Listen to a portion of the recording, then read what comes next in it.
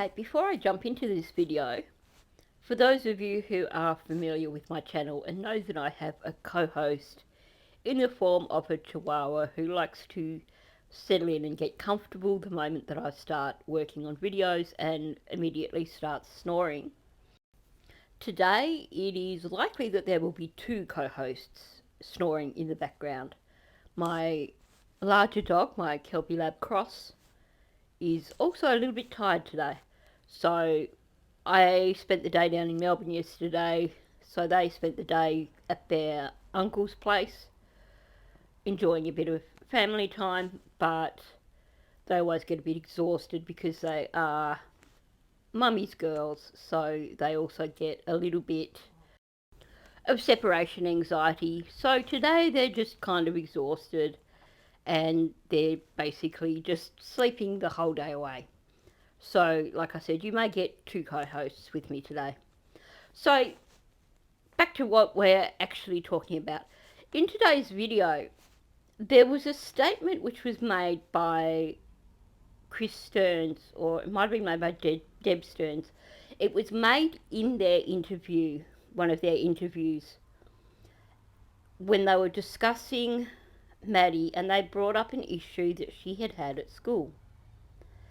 And it's something that I've been wanting to get back to and look at a little bit more in depth, because I think that one statement could actually be quite revealing, and it is something which could have in fact been a cry for help. And it's a shame that supposedly the school didn't delve further into it, because what they may have found out could have made a difference for Maddie. Now, before I get to that statement, I'm going to go back through some of the things that were said by the counsellor at Maddie's school. I've done a video previously where I've looked at some of her statements and pointed out areas where, to me, there were red flags that she should have followed up on. Things that could have pointed to more issues for Maddie than what she actually was aware of. But I'm going to go through some of her stuff again, and then I'll get on to this statement by Deb Sterns and discuss why, to me, it is a concern. So let's start listening in with this school counsellor first. So I met her at the beginning of this school year in an ESE meeting. She was being transferred over from 504, that she was under that in 6th grade with our 6th grade counselor, Miss Merritt. Okay. Transferring over at the beginning of this year to the ESE services with our ESE staffing specialist, Miss McGregor. So I was sitting in on that meeting. In that meeting, they approved that switch and she got switched over. I heard a little bit about her background in terms of having ADHD, a lot of problems with focus that affects her schoolwork and grades, and then some mental health concerns in terms of a lot of anxiety and panic attacks. So from there, I have been doing ongoing check-ins with her throughout the school year thus far. I think we've met about, I was looking at it earlier, 6 times. Okay, since the beginning of the school year? Correct. Got it. When she has come to me, it's often been those feelings of panic. She's come to me like in the middle of class or during lunchtime just feeling really panicked, kind of heavy breathing, feeling really overwhelmed. And when we've had our conversations about, well, what's going on, what's making you feel this way, I've gotten responses saying, well, it's my anxiety, sometimes I don't know, I'm just really overstimulated with all the noise in the cafeteria. But I've also gotten responses with, well, things at home with her. And when I pressed about that, it seemed to be things along the lines of, well, she gets upset that I'm forgetful or that I don't clean my room the way she wants me to. And we talked about what that does to affect her, and she says, yelling, that makes me get overstimulated and then I can't respond to her. Okay, something that I actually didn't mention in the video that I did, where I was specifically looking at what was going on here with the counsellor is that, and I think it's because I missed it, because in Australia the school year actually starts late January, early February.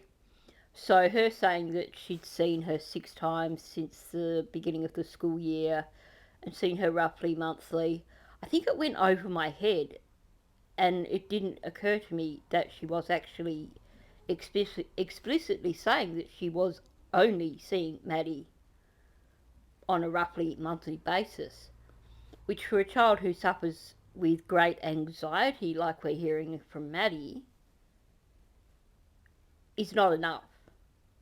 But it also gets me curious, because she's like, she comes to me when she's having panic attacks. So is she not counting those times? Does she just maybe send her off to the nurse when she's having panic attacks?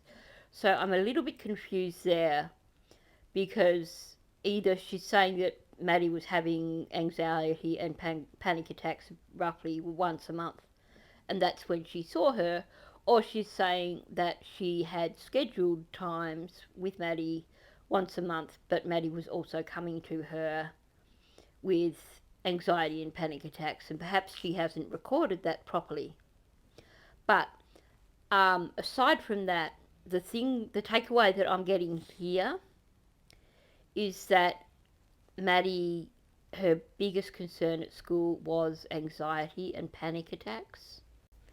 Now, in terms of what comes up later in this video, I do want to point out that there was a transfer meeting for Maddie at the start of the school year, meaning that this counsellor met with the person who had been Maddie's counsellor the year before, or it sounds like there was a number of them met to figure out what was the best path for Maddie, which is when you would expect information to be passed on. You would also expect that with a child like Maddie that a file would exist that would be passed on. I'd be curious to know if that is the case. I will note too that she does mention check-ins with Maddie. So I don't know if that is proper scheduled meetings or just a quick 5 minutes in her room because Maddie's having an anxiety attack. To me, there just doesn't seem to be enough structure going on here. And I think given what is discussed later on, this is a concern for me. Especially when you hear her saying here that Maddie was suffering panic attacks from being in class and being in the cafeteria. I think they're significant also, and I'll come back to them. And I haven't had her come to me in months with any sort of panic or anxiety. I did have her mention on occasion her home situation. At that time was when I asked her about that. The only thing she really said was, I don't really like him. He's kind of weird. So I said, okay, well, what does that mean? How is he weird? Why don't you like him? And her responses were nothing of that level of concern. It was always, well, he eats all of our food and he hangs out in the living room and it makes me uncomfortable because I don't really like him, so I don't want him to be there. But nothing ever to the level of concern that we're seeing now. Mm-hmm. And the last thing I heard about him was he's moving out. I'm happy about that, and that's helping me feel better with home. So the takeaway from that is that this counsellor is aware that Stefan was living there for a time. She's also aware that Maddie wasn't comfortable with him living there, and that Maddie reported that things were better for her after he moved out. This is also significant when we come back to the disclosure, I should say, at the end of this video. Does she ever mention anything to you about having depression or like suicidal thoughts or any suicidal attempts or anything like that? She never mentioned anything along those lines. It was always more so focused on the anxiety and the panic. Okay. And a lot of times she wasn't able to verbally articulate what exactly was making that panic arise beyond feeling overstimulated. or just not knowing. Okay. She never mentioned wanting to harm herself or wanting to die. She made comments in the interactions where she was feeling panicky, saying things more so like, you know, this hurts and I don't like this or want to deal with this, but it was never anything like I want to hurt myself or end my life or anything along those lines. Okay, so in terms of anxiety and panic, if a child is saying to you, this hurts, I don't want to do this, that's more than just anxiety and panic. And it's something that you need to pay attention to and perhaps try and find a way to delve into what is going on with this child. That, to me, is actually a cry for help, and that is a child saying, I want to talk more, but you've got to figure out the buttons. You've got to figure out how to encourage that child to talk more. And one thing that this counsellor seems to do very well is to shut it down whenever Maddie starts getting into a state of distress. And that's all well and good, but then you should be doing a follow-up if that's the way you approach it. You should be doing a follow-up when the child is calm and trying to delve into the things that the child has said more, or referring the child to someone else. But either way, this is definitely something that should have been paid attention to more than what it clearly was. Asked her about those comments of him being weird and uncomfortable. The only things she gave me were, well, I don't know, he's just a little weird. He eats our food and he's always hanging out in the living room and I don't really want to be around him, and nothing. And the way she said it was so like joking in terms of like, I don't know, he's weird type situation, like laughing about it. It never made me feel like there was a safety concern. It seemed more so to be very up and down. Okay. Like she would have those heightened moments of the panic and the crying and just kind of, she would go from that to just like shutting down after the panic. And then if you talked her through it a little bit, like there's one specific instance in my statement that she could not say what was making her feel that way. And so I asked her to draw it out, and she was able to do that. Okay. And then she kind of put on there just like a lot of scribbles, which to her, she said that meant just like the chaos of all the feelings and thoughts that she's having that make her feel overwhelmed. So really, when you ask a child to draw it out like that, drawing scribbles like that, yeah, that's showing that she is overwhelmed. It's not really offering any clarification. But like I've said, I've discussed all this in another video. The thing here that's significant is the way that she escalates into a state of panic and then shuts it down. And quite often, when there is PTSD involved, then you can have this reaction that just hits you straight away. Some sort of trigger that triggers a panic or an anxiety reaction. And it can be, it is something that people can learn to shut down. And because they've shut it down, they're not really digging into what caused it to happen. So I can understand here that there's a lot of confusion for Maddie because she's having these panic reactions and she doesn't know what's caused them. She wasn't really drawing it out. She wasn't showing the cause of the panic there. She was showing that she didn't understand the panic. Now these are all important things, and I'll come back and I'll draw all these back together after we listen to this clip where it was an interview with Deb and Chris Sterns, and they were talking about Maddie and as she got a little bit more mature. If you remember Stephen and Jim both told us that after she began developing physically, that there were some boys at school last year that would push her up against the wall and grab a feel and bully her. And they were having a hard time with the school getting it stopped. Now, obviously, by the time this is coming out of Deb Sterns, this is a third-hand account. So we don't know exactly how Jen and Stefan reported it to Deb, and we don't know how Maddie reported it to Jen and Stefan.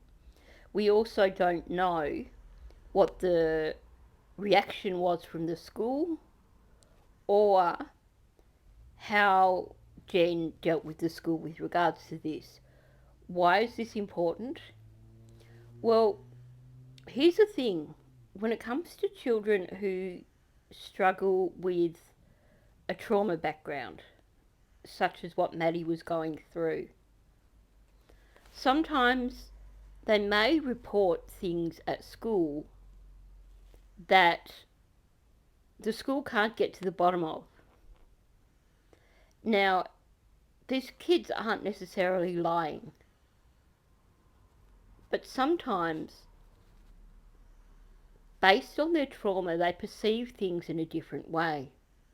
So a kid might come in from the lunch break and say that there were big boys yelling at him during the lunch break. And when you delve a bit further, you can't get really deep context of it. You can't get a proper description of the boys. You can't get a description of what they were saying. Now, when you hit that kind of thing, there can be a temptation within the school to just go, okay, they're making this up for attention. But if a kid is saying something like that, they're not doing it for attention. If they are doing it for attention, it's because they're trying to tell you something else. Now, I'm not saying that these boys were or weren't bullying Maddie, pushing her against a wall and feeling her up. But if they're saying here that they weren't getting a response from the school or it wasn't being satisfactorily dealt with, it is a possibility that this is a situation that was happening. Now, some schools may, if the child's struggling to give a description of the kids that are supposedly responsible, they may actually take the initiative to follow through and go, did you have someone with you who can help you describe what happened? It's always the first place to go, because if there's a witness there, then you know it's happened and you can deal with it up front. But if the child is then like, no, I wasn't around anyone at the time, then the next step is you take school photos each year. Most schools will know who the target kids are in terms of who are likely to do these kinds of behaviours. And just a bit of time spent sitting down with the child in the office. You've figured out that they're slightly older kids.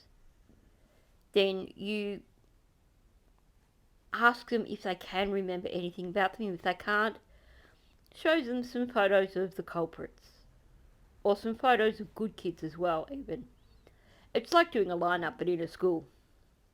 If the child is still struggling with identifying culprits and they're struggling to really describe the situation, it shouldn't be brushed off. Now, I don't know all the fancy psychological terms for it all, but basically what you can see sometimes is that a child who has experienced trauma or is continuing to experience trauma at home may read situations differently based on their trauma. So it could be possible that another child may have bumped into Maddie, and in bumping into her, maybe their arm touched her somewhere that she wasn't comfortable with. And in Maddie's brain, that's triggered a trauma reaction. She's had a trauma response, and her brain has connected it with traumas that she has experienced, so that the way she describes it makes it sound like a child has actually assaulted her in the playground, when it may have been something quite innocent. But like I said, if the school can't get to the bottom of it, it shouldn't be brushed aside. It should be something that is recorded, and then as you work with the child, when you get other things coming up, when you get a child who is reporting panic attacks and anxiety just from being in the classroom, and a child who is reporting that from being in the cafeteria, a child who talks about her mother's boyfriend or ex-boyfriend in terms of he's weird and I just don't like him, put together, you should start to ask questions. If you've recorded this apparent incident of her being supposedly assaulted by children at school, and you look at it alongside all these other things, each thing in their own probably doesn't look like much. But when you start to add it all up, it starts to look like a situation where this child has something that they desperately want to talk about. And it's about giving them the kind of support that will allow them to feel safe, and also that will allow them to process their thoughts and to actually understand what is going on. Now, it may just be that quite simply the school was pathetic and that these kids were copping a feel and the school didn't do anything about it. It's also possible, given what Jen was like, that there was a behaviour like this happening at the school and Jen didn't do anything about it. Maybe Maddie had actually mentioned it to Deb and Jen brushed it off by saying, oh, we spoke to the school and they didn't do anything about it. So without knowing the full details, I couldn't say for certain if this is something that has been badly overlooked and something where Maddie was desperately trying to get someone to listen to her and actually trying to convey what was going on to people in a way that was safe for her emotionally, or whether it is just an incident that was occurring at the school. But certainly, if it is something that Maddie was actually reporting and it was brushed off by the school, that's a really huge missed opportunity. Because like I said, kids don't make up that sort of thing just for fun.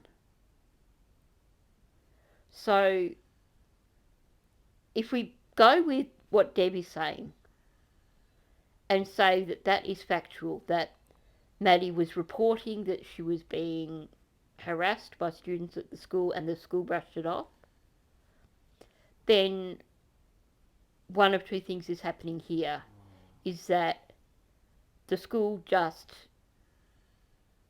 couldn't be bothered dealing with it, or the school decided that Maddie was telling tales and didn't bother dealing with it. But at the end of the day, any time a child reports something like that, even if you have half a dozen witnesses who say that never happened, you still need to give that child a chance to tell you their story. Because chances are that's not the real story. There is a real story there that they desperately need someone to hear, but that they just don't know how to say what it is that they need to say. Now, obviously, the school does need to put things in place when a child is suffering that much anxiety and panic. And hopefully, at the very least, the school was looking at the situation where Maddie was claiming that boys were trying to cop a feel and doing something to remedy that. Perhaps this is why she was moved from the 3rd period class to the 5th period class or 6th period class or whatever it was. But either way, when you have a child that has known issues with anxiety, known issues with panic, and you know that things aren't all roses at home, any time that they are reporting something at school of concern, even if it doesn't seem to be something that you can get to the bottom of, you need to make note of it and you need to find ways to address it. Now, this may be nothing. It may be totally inconsequential. It may be totally disconnected, and perhaps there was some sort of incident that was dealt with from the school. But with Deb Sterns reporting, well, the school never did anything about it, to me suggests that the problem was supposedly ongoing. That's really, really concerning. Either way, this should have been pursued by the school, and had it been done properly, it could have led to disclosure. Now, it's easy enough to look at all this in retrospect and say these things should have happened. Unless you have experience with that kind of thing, then you may not know that these are the things that you should be looking at when supporting a child. And it sounds like, and I hate saying this, but it sounds like counsellors in American schools don't have the same sort of training that you would see from like social workers who work in schools in Australia, and that perhaps there is a disconnect somewhere here where there is just not enough knowledge of the effects of trauma in children and the behaviours that they can display as a result of trauma. I'm not laying blame on anyone here, but I'm certainly asking questions. Was this supposed harassment recorded? Did anyone go back over it in respect to looking at Maddie's long-term issues with panic and anxiety and follow up with Maddie on it at a later date? Maybe, maybe not. There's a lot of unanswered questions here, and I know this isn't going to have any bearing on the charges against Deb Sterns, so I can see why there weren't further questions asked by law enforcement. But in terms of other children in the future, I think it is good to reflect on things like this, and for schools to think about the approach that they take when they are dealing with children like Maddie, children who do live with anxiety and panic attacks. Because sometimes you can make a difference. So thanks for listening. If you're new to my channel, please subscribe. Also, please hit the like button, because YouTube always loves it when you hit the like button. And leave a comment below. What are your thoughts about this? I hope I haven't been a little bit too confusing in this explanation. Now, in terms of comments, I've been having a lot of issues recently with YouTube turning off my comments. Hopefully they won't. Hopefully I have reported it. Hopefully it will come to an end at some point in time. But if you see that the comments are turned off, that's not me doing it, that's YouTube. If you do have a comment that you want to make, feel free to come back later, because I do continue to turn the comments back on until they reach a point where they stay on. I've found that when people leave comments, that makes it more likely that the comments will remain. So definitely please leave comments to help me keep the comments section open. So thanks for listening, and I'll catch you in the next one.